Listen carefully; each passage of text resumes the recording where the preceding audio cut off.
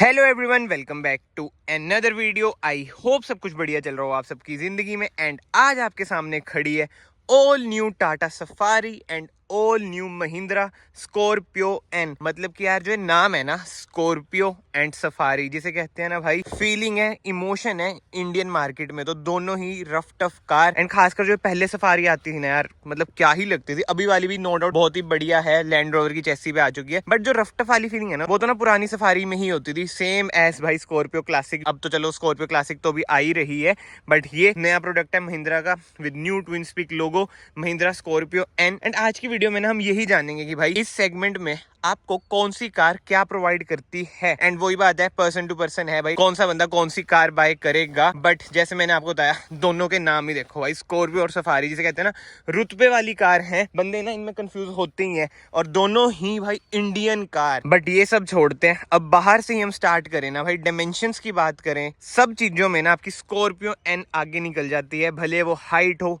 Width हो, length हो, safari ना पीछे रह जाएगी। न्यूमेरिक फिगर्स ना डायमेंशन की आपको स्क्रीन पर दिख ही रही होंगी। एंड अब जो नेक्स्ट मेन चीज आ जाती है, वो आ जाती है भाई इंजन स्पेसिफिकेशन। सबसे पहले ना टाटा सफारी की बात करें ना, इसमें ना केवल आपको एक इंजन ऑप्शन मिलता है फिलहाल में। तो फ्यूचर में तो कह रहे हैं भाई पेट्रोल भी आएगा, जो इसकी फेसलिफ्ट आएगी।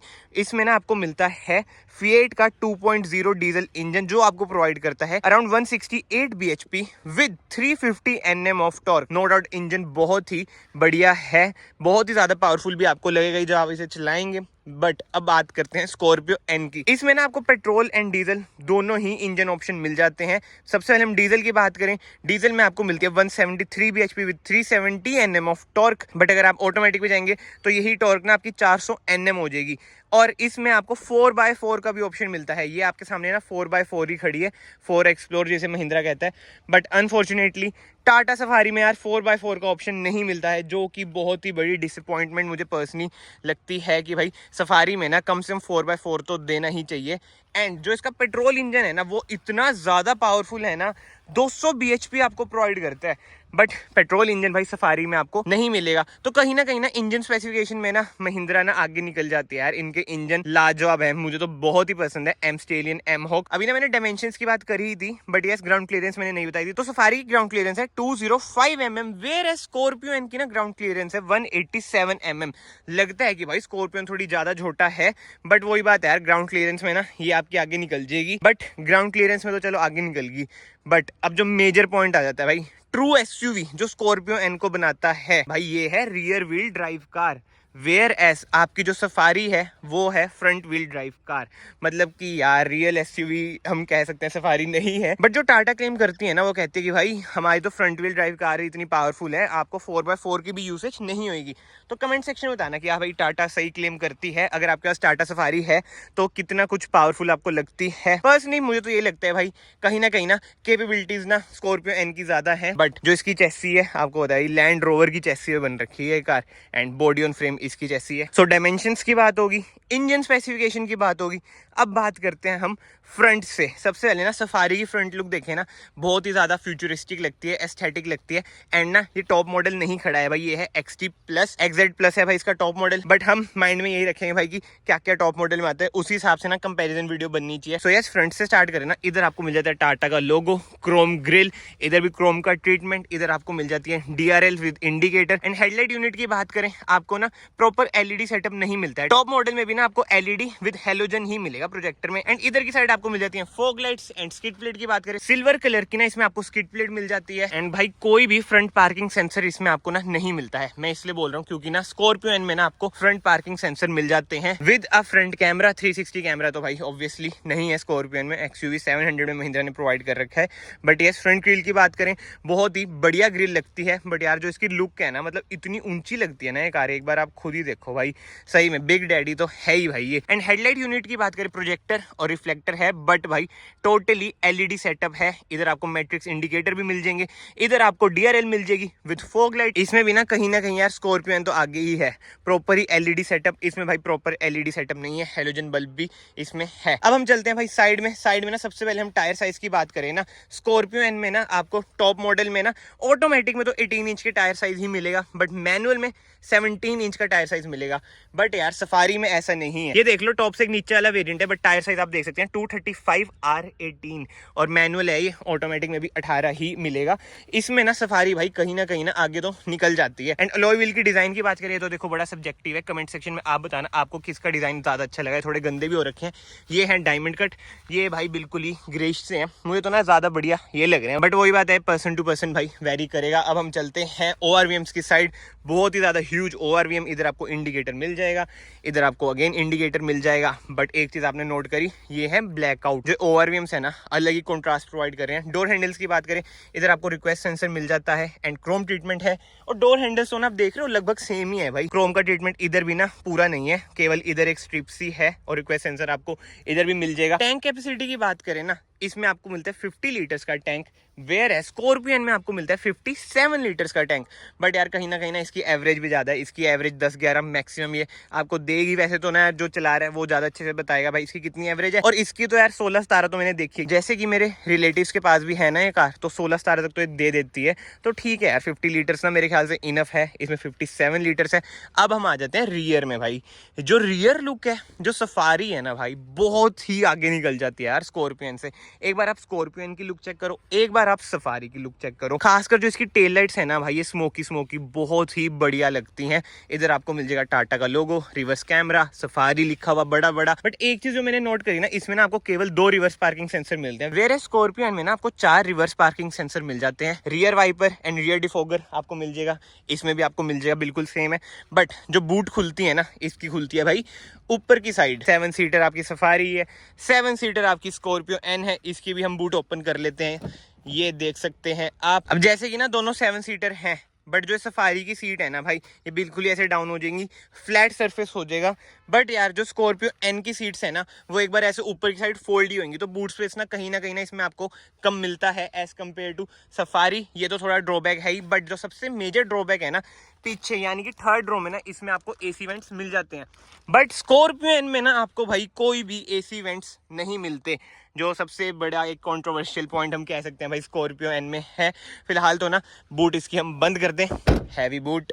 भाई बिल्ड क्वालिटी तो यार देखो दोनों कारों की ना बढ़िया है। फिलहाल तो ना यार बाहर से ना कार कुछ ऐसी ही है। अब हम चलते हैं कार के अंदर, बट उससे पहले ना मैं आपको दोनों कारों की ना चाबी दिखा देता हूँ, जिसमें क्लियरली भाई सफारी आपकी आगे निकल जाएगी। ये है सफारी की चाबी एंड जो ये गिरी है, ये है हमारी महिंद्रा स्कॉर्पियो एन की चाबी। सबसे पहले अब हम चलते हैं सफारी के अंदर। जो भाई डोर हैवी फील होता है, लाजवाब। ड्यूल टोन ना इसमें आपको ट्रीटमेंट मिल जाता है। डोर ट्रिम की बात करें, इधर आपको पावर विंडोज मिल जाएंगी। एम्बिएंट लाइट आप देख रहे हैं, ये देख सकते हैं ब्लू भाई, रात को जो लुक आती है ना कार की, एम्बिएंट लाइट बहुत ही बढ़िया है। स्कॉर्पियो एन में ना आपको एम्बिएंट लाइट नहीं मिलती है। ऐसा कुछ है भाई। इसका स्टीयरिंग व्हील बहुत ही हैवी कार है यार, ये मैं चला रखी है बहुत ज्यादा। मतलब ना स्कॉर्पियो ना इससे ज्यादा भारी है, 2500 किलो की है if I am not wrong. Safari है 1800 किलो की, बट चलाने में ये बहुत ही ज्यादा हैवी लगती है यार। स्टीयरिंग व्हील एडजस्टमेंट की बात करें भाई, टिल्ट है, टेलीस्कोपिक भी है, क्या बात है भाई, नाइस। इधर आपको मिल जाते हैं इंफोटेनमेंट स्क्रीन कंट्रोल करने के बटन, इधर आपको मिल जाता है cruise control, start stop button. And एक बार ना मैं एसेसरी मोड पे भी ना कार डाल देता हूँ। जो टॉप मॉडल है ना, उसमें ना आपको सेमी डिजिटल इंस्ट्रूमेंट क्लस्टर मिल जाता है। एंड टॉप मॉडल में ना स्क्रीन भी ना आपको बड़ी मिल जाती है, 7 इंच, उसमें आपको मिल जाती है 9 इंच। बट स्टिल जो इसकी स्क्रीन है ना, उससे मुझे कंप्लेन है कि इतना स्मूथ नहीं है, UI वगैरह ना इतना अच्छा नहीं है as compare to Scorpio N. Scorpio N की ना स्क्रीन भाई इससे तो मच बेटर है। इधर आपको TPMS वगैरह के भी फीचर मिल जाते हैं भाई, नीचे वाले वेरिएंट में भी, टॉप मॉडल में तो भाई क्या ही कहने। एंड जो अच्छी चीज है ना, इधर आपको मिल जाता है इकोनॉमी मोड का बटन, ये देखो। इधर आपको मिल जाएगा पावर मोड का बटन, वही स्पोर्ट मोड हो गया, पावर मोड हो गया। मतलब कि यार कार अच्छी तो है। देखो टॉप से एक नीचे वाला वेरिएंट है, उसमें भी इतनी सब चीजें हैं। बट सबसे मेजर चीज की बात करें ना, जो स्कॉर्पियो एन में नहीं है, ये देख सकते हैं आप, इसमें आपको मिल जाती है पैनोरामिक सनरूफ। स्कॉर्पियो एन में तो आपको छोटी सनरूफ मिलती है, वो भी मैं आपको दिखाऊंगा उधर जाके। एक बार हम इसे खोल ही दें भाई, ये देखो भाई कितनी तेजी से खुलती है, क्या बात है भाई, नाइस नाइस नाइस। जो ये चीज है ना भाई, इंडियन कंज्यूमर को ना बहुत अट्रैक्ट करते हैं सफारी की तरफ। एंड सनरूफ के बटन भी आप देख सकते हैं 3 में डिवाइड है। कैबिन लाइट्स की बात करें, LED आपको इसमें कैबिन लाइट मिलेगी। एंड सीटिंग पोजीशनिंग वगैरह की बात करें भाई, कंफर्टेबल तो आपको कार बहुत लगेगी। बोनेट का अच्छा व्यू आपको मिल जाता है। चलो यार आगे से तो कार कुछ ऐसी ही है, ओवरव्यू ऐसा ही है कार का। अब हम चलते हैं रियर में देखते हैं भाई कार हमें क्या क्या प्रोवाइड करती है। ऐसा कुछ है डोर ट्रिम। अब चलते हैं अंदर स्पेस व्हील्स की बात करें भाई, स्पेशियस तो ना कार बहुत ही ज़्यादा आपको लगेगी। इधर आपको ना कुछ स्पेस मिल जाती है, 2 USB सॉकेट भी मिल जाते हैं। रियर AC वेंट्स की बात करें भाई, इधर आपको रियर AC वेंट्स मिल जाएंगे। इधर से मैं आपको दिखाता हूँ पीछे की भी सीट, इतना कुछ है भाई थर्ड रो का स्पेस। एंड अब मैं चलता हूँ स्कॉर्पियो क्लासिक के अंदर। ऐसा कुछ है भाई स्कॉर्पियो का इंटीरियर, ड्यूल टोन ही है, कॉफी ब्लैक कलर है ये। एंड ऐसा कुछ है भाई इसका डोर ट्रिम, इधर आपको सॉफ्ट टच ट्रीटमेंट मिल जाता है, पावर विंडोज के कंट्रोल, ORVM एडजस्ट करने के कंट्रोल, फोल्ड करने के कंट्रोल।